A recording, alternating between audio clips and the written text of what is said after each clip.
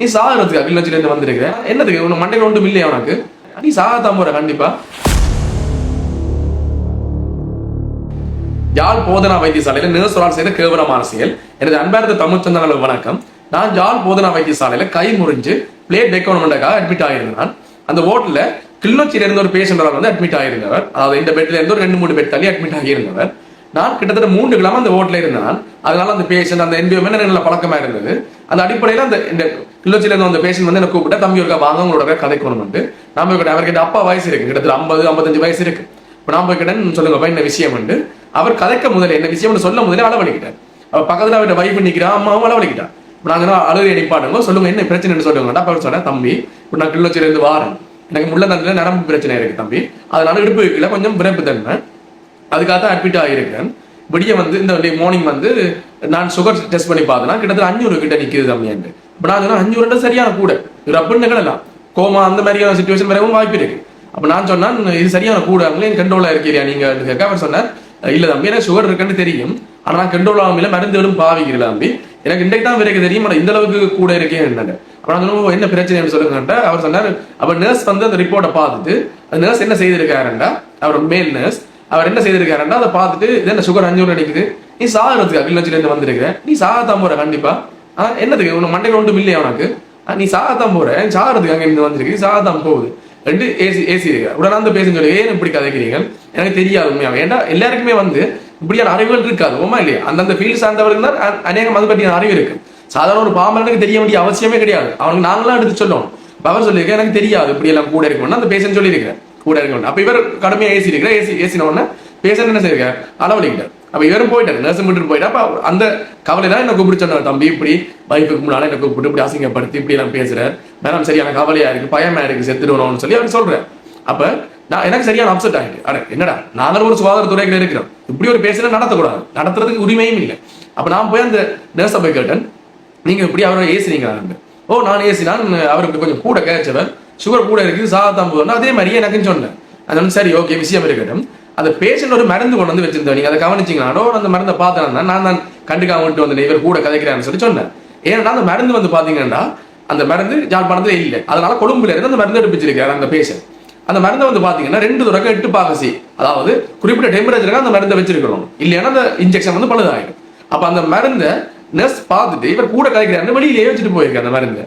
அப்ப நான் கேட்டேன் அந்த கிளிநொச்சியில வந்த பேஷண்ட கேட்டேன், ஏன் இந்த மருந்து வெளியிலேயே இருக்கு, நீங்க இதை கூட குடுக்கிறீங்க நர்ஸ்கிட்ட, எனக்கு கொடுத்தனா அவர் பார்த்துட்டு வச்சுட்டு போயிட்டாருன்னு சொல்லி சொன்னேன். நாங்க இது வெளியில வைக்க கூடாது, வெளியில வச்சா பழுதா போயிடும், இதை ஃப்ரிட்ஜுக்கு தான் வைக்கணும். நீங்க என்ன கொண்டு வந்தீங்க, இல்ல கையில கொண்டு வந்தான்னு சொன்னேன். நாங்க ஐஸ் கட்டில இருந்து வச்சு கொண்டு வந்தீங்க, இல்ல அப்படியும் கொண்டு அந்த ஃப்ரிட்ஜுக்கு வைக்கணும், இல்லைன்னா மருந்து பழுதாயிரும், இல்லைன்னா திருப்பி கொழும்புல இருந்தா எடுப்பிக்க வேண்டி வரும். அப்ப நான் அந்த நர்ஸ்கிட்ட கேட்டேன், நீங்க இப்படி செஞ்சீங்க, இல்ல அவர் கூட கழிச்சவர் நான் கண்டுக்காம விட்டேன். இப்படி ஒரு நர்ஸ் சொல்லலாமா, இப்படி ஒரு நர்ஸ் சொல்லலாமா, ஒரு பேஷண்ட் இப்படி நாங்க நடத்தலாமா? எங்களுக்கு நடத்துறதுக்கு உரிமை இருக்கா? நாங்க யார்கிட்ட கை நீட்டி காசு வாங்குறோம்? இப்ப ஒரு வேலைக்காரன் ஒரு வேலை செஞ்சு கொண்டு இருக்கிறான், அவனை முதலாளி வரைக்கும் என்ன செய்வான், மரியாதை கொடுப்பான், அவன் கையெல்லாம் கை நீட்டி காசு வாங்குறவனுக்கு. அதே மாதிரி எங்க போஸ் சார் ஆட்ட காசுல நாங்க அரசாங்கமா சம்பளம் இருக்குது, மக்கள்கிட்ட இருந்து வாங்குற வரிப்பணத்துல எங்களுக்கு சம்பளம் இருக்கு. அப்ப நாங்க என்ன செய்யணும், ஒவ்வொரு பேஷண்ட்டுக்கு மரியாதை கொடுக்கணும். ஒவ்வொரு பேஷண்ட் வந்து அதுல படிச்சவன் பெறுவான், பாமரன் பெறுவான், குற்றவாளி வருவான், மூலசோம் இல்லாம வருவான், இப்படி ஒவ்வொரு டைப்ல ஆக்கள் வருவாங்க. அதுக்காக நாங்க கோவத்தை எல்லாத்தையும் காட்டலாம். அங்க நாங்க என்ன ஃபீல்டுக்கு இருக்கிறோம், ஹெல்த் சர்வீசஸ், சுகாதார சேவைகளுக்கு இருக்கிறோம். சேவை என்ன என்னோட விருப்ப விருப்பம் எல்லாத்தையும் திணிக்கிறதா? இப்ப உண்மையா வந்து பாத்தீங்கன்னா இந்த சுகாதார சேவைகளை வந்து உண்மையாவே வேலை வந்து லோடா இருக்கு, நிறைய நைட் செய்ய வேண்டி இருக்கு, நைட் டியூட்டி இருக்கும், வேலையில் வந்து சரியான பழுவா இருக்கு. நான் சுகாதாரத்துறை சார்ந்திருக்கான்னு சொல்றேன். அப்ப வேலை பழு கூடவா இருக்கு, எங்களோட பழுவை பண்ணி பேஷண்ட் இல்லையா காட்டுறது? பேஷண்ட்டுக்கு இப்படி நாங்க கதைக்கிறது ரைட்ஸ் இருக்கா? ஒரு பேஷண்ட்டை வந்து நாங்க என்ன செய்யணும், மன ரீதியான ஒரு திட்டமா வச்சுக்கொள்ளணும். இது என்ன 500 சுகர் இருக்கணும்னு அவனை நீ சாப்பிட்றன்னு சொன்னா அவன் அதுல அந்த பாவம் அந்த பயத்திலேயே அளவடிக்கிட்டு அதுலயே. அப்ப ஒரு பேஷண்ட் எப்படி நடத்தணும்னு ஒரு விதிமுறை இருக்கு, அது தெரியல. நான் எல்லா நர்ஸையும் சொல்லல, அதை நான் முதலே சொல்றேன், எல்லா நர்ஸையும் சொல்லல. அநேகமான நர்ஸாக்கள் எத்தனையோ சேவ மனப்பாங்களோட ஊரை விட்டு எவ்வளவு தூரத்துல போயிட்டு கஷ்டப்படுறாங்க, இல்லைன்னு நான் சொல்லிடுறேன். ஒரு சில செய்யற இந்த கேவலமான செயற்பாடான இந்த எனக்கு வந்து ஒரு முகஞ்சொலிக்கிற சம்பவமா இருந்தது, நேரம் நான் அதை ஃபேஸ் பண்ணிக்கேன்.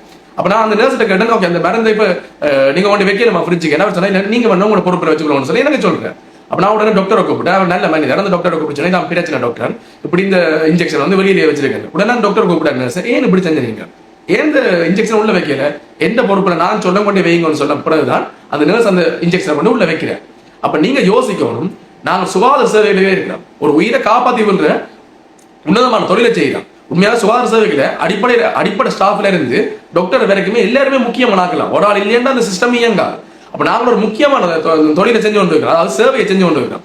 அந்த பட்சத்துல நாங்கள் என்ன செய்யணும், ஒரு பேஷண்ட ஒரு ஒழுங்கா நடத்தணும். இப்படி நாய் மாதிரி நடத்தக்கூடாது நாங்கள். அப்ப இதை நாங்கள் எப்பவுமே மைண்ட்ல போட்டு வச்சுருங்க. தயவு செய்து இந்த புள்ளியை யாரும் விடாதீங்க. சுகாதார சேவையில இருக்க நாங்கள் சேவை அப்ப இந்த சேவை என்ற ஃபீல்டுக்கு இருக்கிற நாங்கள் இப்படி நாங்கள் செய்யக்கூடாது. அப்படி இல்ல நான் விருப்பம் சொந்தமா காட்டுறேன், நீங்க இந்த வேலையை விட்டு போகலாம். யாருமே இங்க இழுத்து பிடிக்கல. நீங்க இல்லையாண்டா இங்க வேலை நடக்காது. இல்லை, ஒவ்வொரு துறைக்கும் ஆக்கள் வந்து கொண்டு இருக்கிறாங்க. கஷ்டம் இந்த வேலை, பேஷண்ட் இப்படித்தான் நடத்துவேன் அப்படின்னு கூட ஸ்ட்ரிக்டா இருக்கத்தான் வேணும். இல்லைன்னு நான் சொல்லல. ஸ்ட்ரிக்டா இருக்கிறது வேற, எங்களோட விருப்பு வெறுப்புல காட்டுறது வேற, பிரயோகிக்கிற வார்த்தை பிரயோகம் வேற. அப்ப ஒன்றை மைண்ட்ல வச்சுக்கணும், நாங்க செயற்படணும். ஒரு பேஷண்ட நாங்கள் கண்ணியமா நடத்தணும். சரியோ, அட்லீஸ்ட் கண்ணியமா நடத்த தெரியாட்டியும் எங்களோட வேலையை நாங்க சத்தம் போடாம செய்துட்டு போகணும். அந்த பேஷண்ட நாய் மூதவி என்றது, இப்படி செய்ய அப்படி செய்ய, எரும மாறன்றது, சாகத்தான் போறேன் என்று சொல்றது, இதுக்கெல்லாம் ரைட்ஸே கிடையாது. இதுக்கு யாரும் இதை யாரும் எந்த ஒரு பேஷண்ட் போய் கம்ப்ளைண்ட் பண்ண மாதிரியும் தெரியல. டைரக்டர் மேடம் ஆக்சன் எடுக்கிற மாதிரி எனக்கு தெரியல. எப்பவும் ஒரு பேஷண்ட நாங்க கண்ணியமா நடத்திக்குதான் நாங்க ஒழுங்கான சேவை செய்யற மாதிரி அர்த்தம்.